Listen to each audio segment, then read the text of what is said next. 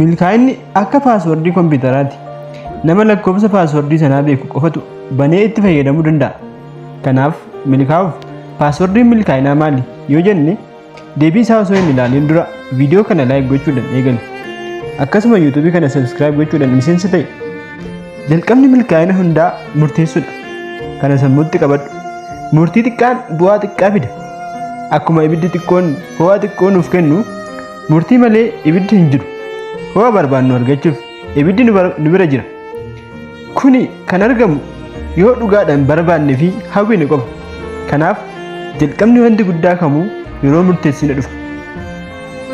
Bu'uura milkaa'inaa kan ta'e obsa ejjennoo qabaachuun murtee murteessineef galma lafa keenyeef yaada hojiidhaan deeggaree yoo sochoone naa amanaa yeroo ati bakka yaadde geessu gabaabadha.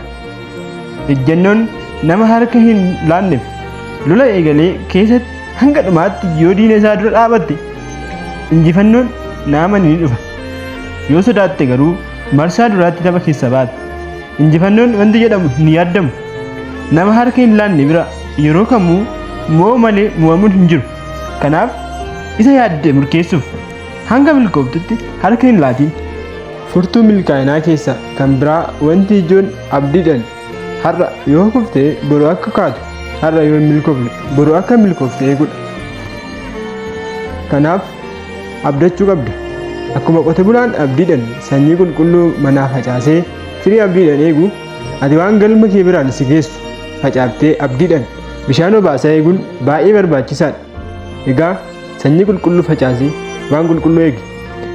Inni kan biraa naannoo keenya xiinxaluun fakkeenyaaf uumama teessuma lafaa, haala uumama biqiltuu, oomisha, hanqina hawaasaa, fedhii namoota hedduu, ciminaa fi hir'ina naannoo keetii haala sirrii ta'een madaaluun baay'ee barbaachisaadha. Kun hawaasa keetiif furmaata akka taatuu dandeessu. Ofii keetiif immoo akka milkooftuuf si gargaara.